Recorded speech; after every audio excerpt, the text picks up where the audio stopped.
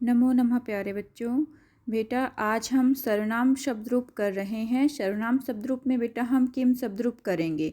इससे पहले सर्वनाम शब्द रूप में हमने अस्मद और युष्मद किया था। आज हम किम शब्द रूप कर रहे हैं। किम का मतलब होता है बेटा कौन, ठीक है। और ये 3 लिंग में होता है बेटा, पुल्लिंग में, स्त्रीलिंग में और नपुंसक लिंग में। तो आज हम इन तीनों लिंगों के बारे में चर्चा करेंगे, पुल्लिंग, स्त्रीलिंग और नपुंसक लिंग। किम का पुल्लिंग, स्त्रीलिंग और नपुंसक लिंग। तो बेटा इसमें ना जब हम किम शब्द रूप का प्रयोग पर्सन निर्माण में करते हैं, जब हम पर्सन का निर्माण करते हैं तो हमें किम शब्द रूप की ज़रूरत पड़ती है। तो इसलिए सभी बच्चों को किम शब्द रूप याद होना चाहिए ताकि वो अच्छी तरह से पर्सन निर्माण कर सके। अब हम स्टार्ट करते हैं बेटा पुल्लिंग से। पुल्लिंग में बेटा आपको सबको पता है विभक्ति जो है वो सप्तमी तक होती है सर्वनाम शब्द रूप में, और वचन 3 होते हैं, एक वचन, द्विवचन, बहुवचन।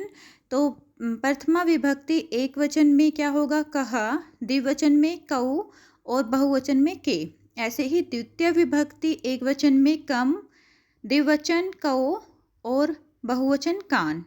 तृतीय विभक्ति में केन, काभ्याम कही। चतुर्थी विभक्ति कस्मै, काभ्याम के भ्य। पंचमी विभक्ति कस्मात्, काभ्याम के भ्य। षष्ठी विभक्ति कश्यः कयो केशाम। सप्तमी विभक्ति कस्मिन् कयो केषु। तो बेटा जब हम पर्सन का निर्माण करते हैं तो हमें इनके प्रयोग की आवश्यकता होती है, ठीक है। तो आप लोग इसको याद कर लीजिए। पुल्लिंग में प्रथमा में क्या आएगा, कहा, को, के। द्वितीय में कम, को, कान। तृतीया केन, काभ्याम कहे।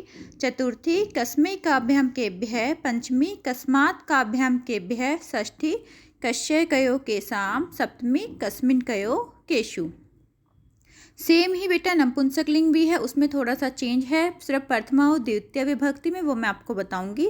लेकिन इससे पहले अब हम स्त्रीलिंग के बारे में चर्चा करेंगे। तो इसको बेटा अच्छी तरह से याद कर लेना, ठीक है। ऐसे अपना जब सस्वर याद करना चाहो तो सस्वर याद कर लेना, अगर आप वैसे याद करना चाहो तो वैसे याद कर लेना, ओके।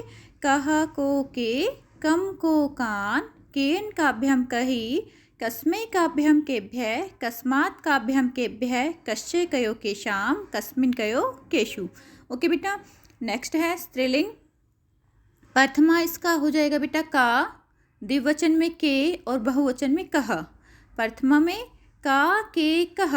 द्वितीय विभक्ति काम, के, कह। तृतीय विभक्ति कया, काभ्याम, का भी। चतुर्थी विभक्ति कश्यै, काभ्याम, काभ्य। पंचमी विभक्ति कश्या, काभ्याम, काभ्य। षष्ठी विभक्ति कश्या कयो कासाम। सप्तमी विभक्ति कश्याम कयो कासु। तो जो भी शब्द बेटा स्त्रीलिंग के होंगे और पर्सन निर्माण में हमारा प्रयोग किए जाएंगे तो वहाँ पे हम स्त्रीलिंग के हिसाब से ही उन पे वहाँ पर हम अपने जो सेंटेंस है, हमारा जो वाक्य है उसके अकॉर्डिंग स्त्रीलिंग होगा तो स्त्रीलिंग का लगाएंगे पर्सन निर्माण करते टाइम, और पुल्लिंग होगा तो पुल्लिंग में लगाएंगे पर्सन निर्माण करते टाइम, ठीक है। तो ये हमें ध्यान रखना है कि स्त्रीलिंग में क्या बनेगा हमारा, एक वचन, द्विवचन और बहुवचन में, और विभक्ति के हिसाब से भी सप्तमी तक का, के, कहा। काम, के, कहा। कया, काभ्यम, काभी। कश्यै, काभ्यम, काभ्य। कश्यः, काभ्यम, काभ्य। कश्यः कयो कासाम। कश्याम कयो कासु। ओके बेटा, अब आएगा नपुंसक लिंग। नपुंसक लिंग में बेटा प्रथमा और द्वितीय ही चेंज है, उसके बाद तृतीय से सप्तमी तक सेम जो पुल्लिंग है वो ही होगा। प्रथमा में किम, के, काने। द्वितीय विभक्ति में भी किम, के, काने, दोनों में किम, के, काने। किम, के, काने होगा एक वचन, द्विवचन और बहुवचन में।